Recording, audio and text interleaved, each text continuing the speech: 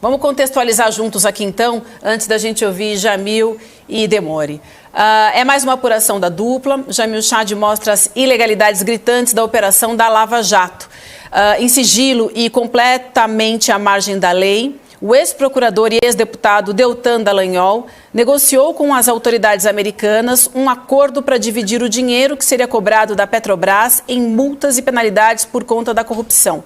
Vamos lá, vou seguir mais um pouco tentando explicar para vocês aqui. As conversas entre procuradores suíços e americanos aconteceram por 3 anos pelo Telegram durante a Operação Lava Jato e estão nos arquivos da Operação Spoofing.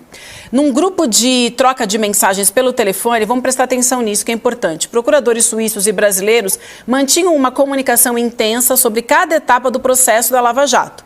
As conversas aconteceram por mais de 3 anos pelo Telegram, como eu falei, e não eram registradas oficialmente. Acho que esse é o primeiro ponto importante para a gente falar. E a negociação sobre o acordo que penalizaria a Petrobras com multas pagas nos Estados Unidos não envolveu a Controladoria Geral da União, que é o órgão competente. Portanto, por lei, né, é o órgão competente para o caso.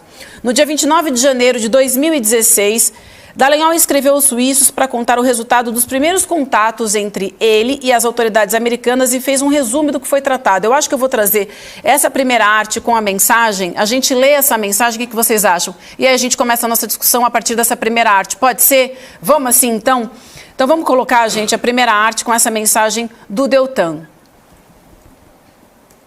Tá aí. Então ele fala o seguinte: como estávamos preocupados com uma penalidade enorme para a Petrobras, muito maior do que com tudo o que recuperamos no Brasil, e preocupados com o fato de que isso poderia prejudicar a imagem da nossa investigação e a saúde financeira da Petrobras, pensamos em uma solução possível, mesmo que não seja simples. Eles disseram que se a Petrobras pagar algo ao governo brasileiro em um acordo, eles creditariam isso para diminuir sua penalidade e o que o valor poderia ser algo como 50% do valor do dinheiro pago nos Estados Unidos. Eu acho que a gente já pode começar a nossa discussão, vocês explicando para a gente, por favor, Jamil e Demori, o que é exatamente essa mensagem, o que é exatamente essa denúncia, mas pelo que me parece é o Deltan negociando dinheiro em troca dessas delações e aí que esse dinheiro iriam para aquele fundo, que no final das contas seria administrado por eles mesmos, né? Isso. Vai lá, Jamil, dá o lead pra gente aí. Não, olha, é isso mesmo, Vivian, acima de tudo, é uma mensagem enviada pelo Deltan aos suíços dizendo, olha, nós já estamos negociando com os americanos e ele coloca de uma forma muito clara, eu acho que o Demori vai destacar essa parte também, dizendo, tudo é confidencial. Ou seja, ele está dizendo de uma forma muito clara aos suíços, por um canal paralelo, por um canal extraoficial, que existe uma negociação confidencial com os americanos para estabelecer um acordo de pagamento de multas.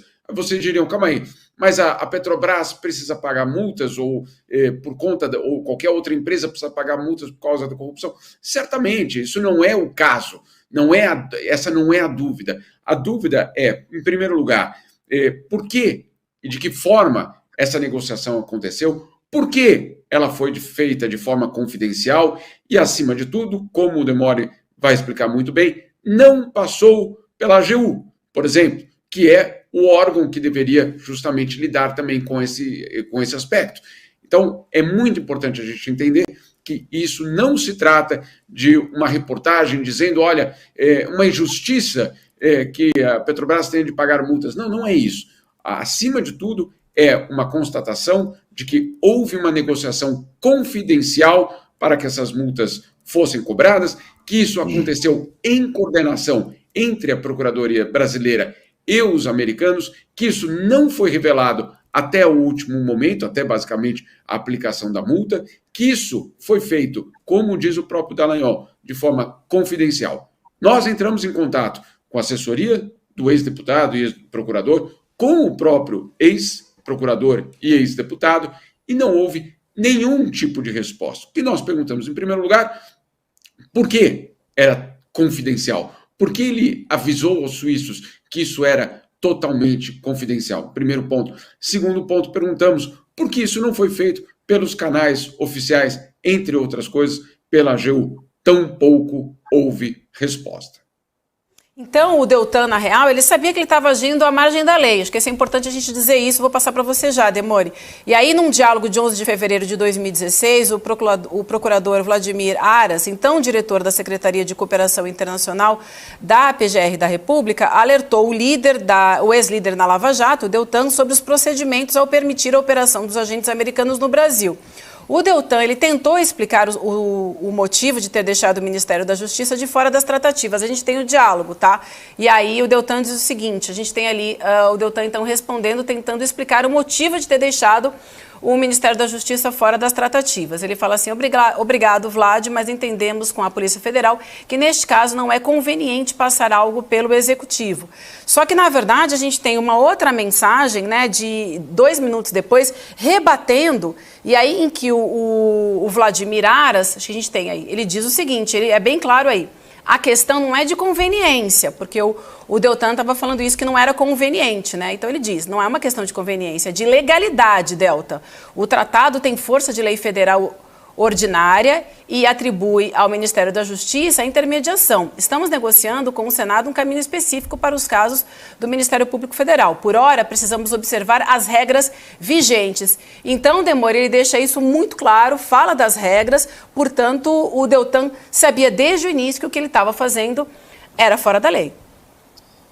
Exatamente, o Deltan Dallagnol, esse caso é um caso bem emblemático, né? O Deltan Dallagnol, ele estava em contato direto com o DOJ, Departamento de Justiça dos Estados Americanos, né, dos Estados Unidos, e também a SEC, que é uma espécie de Comissão de Valores Imobiliários, como se fosse a nossa CVM. Esses contatos, ele fez uma reunião com eles, uma reunião que, segundo o Deltan Dallagnol, durou 2 dias. Essa reunião não foi avisada para os órgãos competentes do Brasil, então foi feita de modo clandestino. Quem deveria participar dessas reuniões não participou, principalmente a CGU, né? Então, ele vai para o Telegram e avisa os suíços. Ele fala para os suíços o seguinte, olha, eu conversei com os americanos, tudo aqui que a gente está falando agora é confidencial e eles vão multar a Petrobras. Na época, era uma multa de perto de $1 bilhão. O que é que faz o Deltan? Ele compartilha essas informações com os suíços com o intuito de trazer parte desse dinheiro para o Brasil. A retórica do Deltan, Vivian, ela é muito bonita no texto, né? Mas a gente precisa ler as entrelinhas. O que que ele fala? A Petrobras vai pagar essa multa bilionária nos Estados Unidos, é uma multa muito maior do que tudo que nós recuperamos na Lava Jato aqui no Brasil. Então, o que que a gente precisa fazer, William? Trazer uma parte dessa grana para o Brasil. Por quê? 2 motivos principais o Deltan fala, tirando a hipocrisia para beneficiar o povo brasileiro. Primeiro, porque a imagem da Lava Jato seria arranhada se essa multa fosse paga lá fora e não para o Brasil, porque afinal de contas, isso é um dinheiro que foi gerado pela corrupção aqui no Brasil. É um dinheiro brasileiro que estava sendo enviado para fora. Segundo motivo, eles fazem um contrato com os agentes americanos, com o DOJ, são mais de 15 agentes citados na matéria, os nomes estão todos lá, vários nomes já tinham sido divulgados anteriormente pelo Intercept e pela agência pública, agora nós confirmamos esses nomes. Eles trazem parte desse dinheiro e eles colocariam mais ou menos 2 bilhões e 300 mil reais em um fundo com um CNPJ privado que seria gerenciado e criado pela Lava Jato. Então, o intuito do Deltan com esse acordo, é por isso, Vivian, que ele passa por cima do Ministério da Justiça, ele não avisa o Executivo, ele não faz um acordo internacional, ele não avisa a CGU, que em última instância é o órgão no Brasil responsável por cuidar do nosso dinheiro e falar sim, aceito esse acordo ou não, não aceito. Ele passa por cima, negocia diretamente com os agentes americanos. Repito, os nomes estão todos na matéria publicada pelo Jamil e por mim lá no UOL e na minha newsletter também, na Grande Guerra. Ele avisa os suíços e o intuito dele é: eu quero trazer uma parte dessa multa para o Brasil, como de fato ela vem, e parte desse dinheiro, o contrato está na matéria também. Há um contrato que vai levar esse dinheiro para uma fundação privada, de CNPJ privado, que seria montada e organizada pela Lava Jato.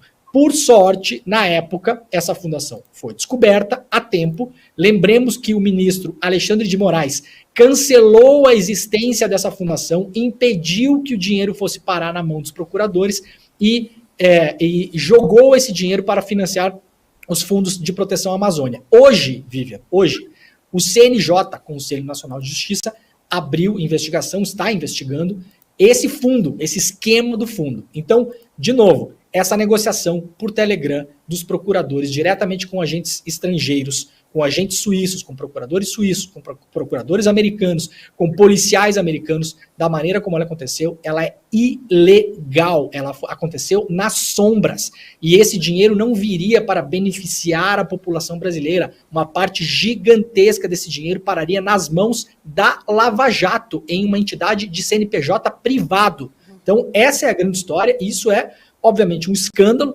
Muitos já sabíamos disso, o próprio Jamil já tinha publicado reportagens em relação a isso. Agora, essas conversas que aconteceram durante mais de 3 anos pelo Telegram são todas em inglês com os procuradores suíços, e aqui tá assim, a boca na botija, o próprio Deltan falando, é tudo confidencial. Ele confessa a reunião com os americanos, uma reunião que, segundo ele, era uma reunião que aconteceu durante 2 dias, e depois ainda os procuradores brasileiros passam para os suíços os contatos dos nomes dos norte-americanos, que seriam as referências deles, os contatos diretos deles do MPF no Brasil com os Estados Unidos. Então, uma matéria bastante forte, foi muito apurada por mim e pelo Jamil ao longo das semanas aí, e ela está publicada no UOL e lá na newsletter A Grande Guerra.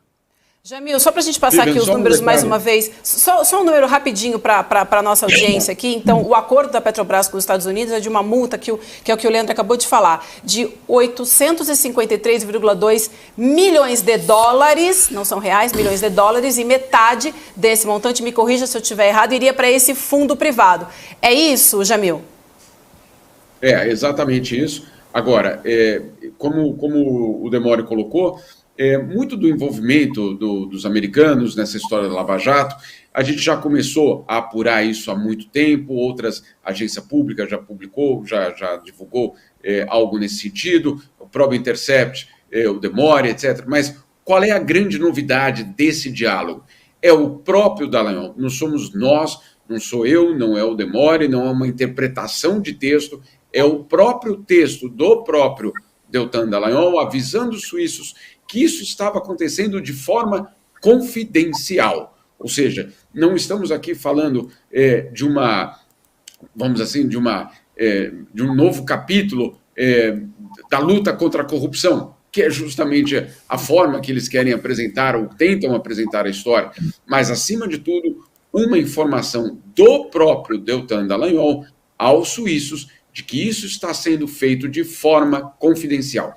Agora, esse é o primeiro ponto. O segundo ponto fundamental é justamente do Vladimir Aras, que serve ali uma espécie de voz de consciência entre os procuradores, dizendo, opa, gente, olha, legal, etc., mas existem regras, existem procedimentos, existem instituições no país, e essas instituições precisam ser respeitadas. Ele faz esse aviso, ou seja, 2 elementos fundamentais. O primeiro, o próprio Deltan afirmando que isso é confidencial. Número 2, o outro procurador avisando que, olha, cuidado, isso pode estar violando as regras justamente do Estado de Direito. Aqui a gente tem insistido muito, o Demore tem insistido muito, não só nessas matérias, mas em toda a participação dele na Vaza Jato, etc. A questão não é abandonar a luta contra a corrupção. A questão é fazer a luta contra a corrupção dentro do Estado de Direito, dentro das regras, obviamente, estabelecidas, dentro, acima de tudo, por um procedimento que garanta transparência. E não frases como essa do Deltan Dallagnol. Insisto, tudo é confidencial. É a frase que ele apresenta o caso aos próprios suíços. Leandro, e não é a primeira vez, né? A gente fala aqui, você traz isso muito pra gente, o Jamil já trouxe também. Acho importante explicar para as pessoas qual é o problema nessa conversa, né?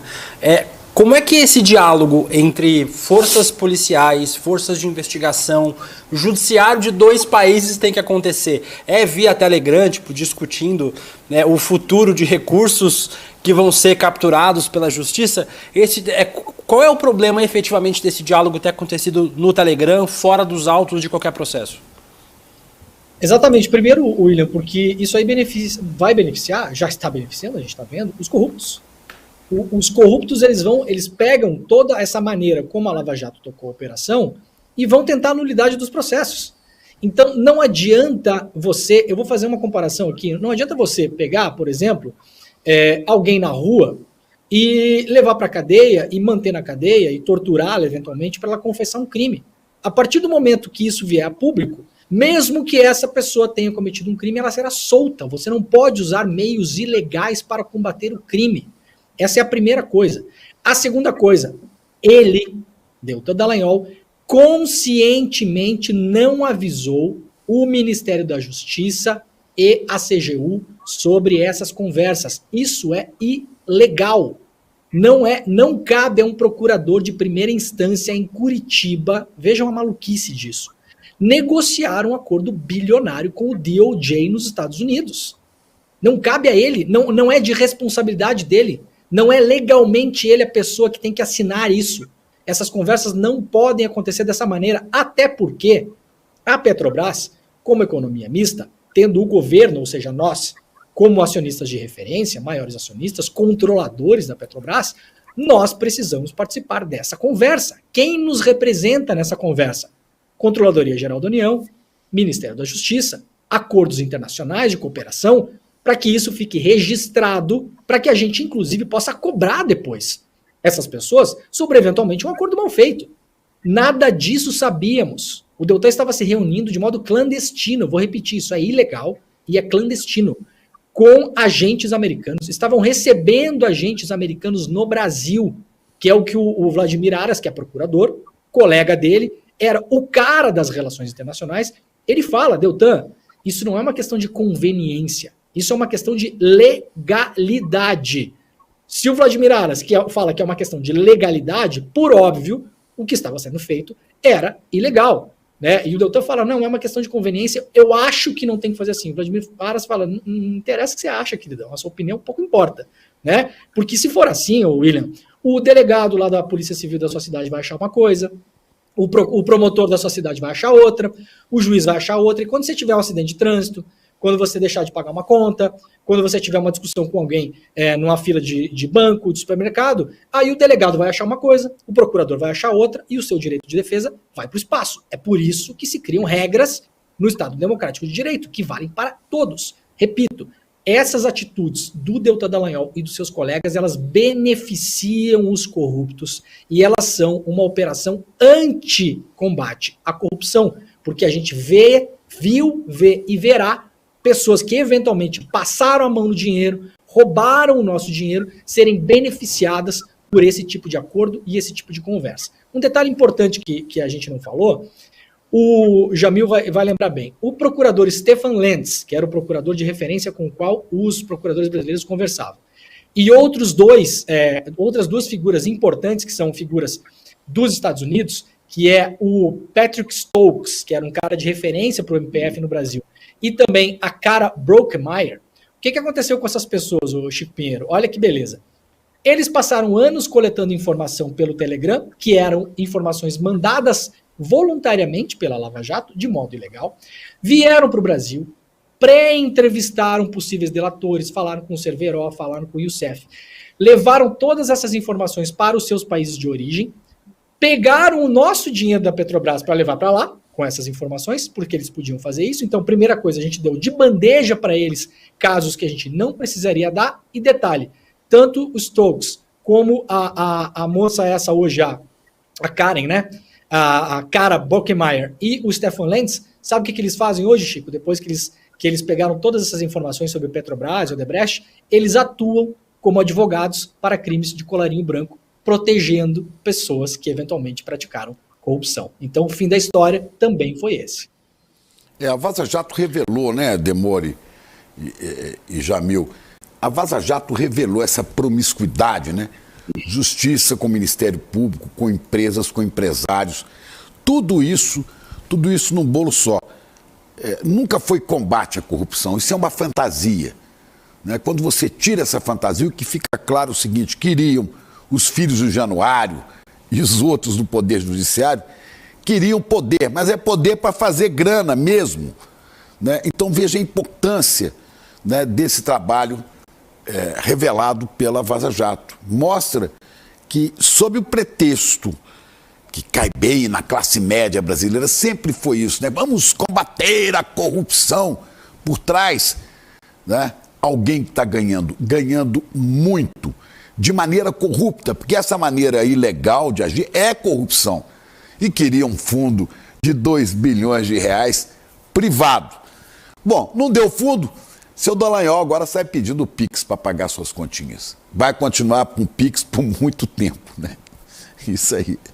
Chico, eu acho que você tocou num ponto fundamental e justamente complementando o que o Demore falou, não é só uma exclusividade brasileira, vamos dizer assim, uma história estranha dessa Lava Jato. Aqui, na verdade, você teve aí uma história que revela muito disso que você falou, da utilização do combate à corrupção para outros objetivos, né? Que é muito apelativo. Lutar contra a corrupção. Quem é a favor da corrupção? Ninguém. Né? Que cidadão está disposto a dar os seus impostos para ser transformado em corrupção? Claro que ninguém. Então, é muito importante combater a corrupção. É fundamental para o Estado de Direito combater a corrupção. É fundamental para o desenvolvimento de uma sociedade combater a corrupção. Tudo isso nós estamos de acordo. Agora, esses fatos que o Leandro trouxe, eles são importantes, inclusive na Suíça. O que aconteceu com o Stefan Lenz, que era o procurador. Ele sai do Ministério Público, ele sai no meio da Lava Jato, não é que ele esperou terminar a Lava Jato, ele sai no meio da Lava Jato, ele deixa o Ministério Público, abre um escritório e vai vender os seus serviços, inclusive para a Petrobras, para a AGU no Brasil, para dizer, olha, se vocês quiserem a minha cooperação para recuperar o dinheiro no exterior, estou à disposição para ser contratado. Calma aí. O senhor passou um ano e meio coletando dados justamente via setor público por conta de sua atuação como procurador. E agora você vai cobrar para ajudar um outro país a recuperar o dinheiro? Enfim, como vocês veem, não é uma exclusividade brasileira, né, Leandro? Não, e nem dos procuradores, né? Vale lembrar também, Sérgio Moro, que quando caiu do Ministério da Fazenda foi trabalhar onde? Né? Foi trabalhar numa empresa privada, usando, e por quê? Porque tinha informações exclusivas, privilegiadas na condição de juiz. Quer dizer, toda essa zona no sentido de prostíbulo mesmo, essa zona que juntou Ministério Público lá, Justiça Federal, empresas, Petrobras, interesse público, fundações que poderiam ter feito, tudo isso, né, é corrupção da mais grossa. E a gente vai sabendo aos poucos, que não se repita, né?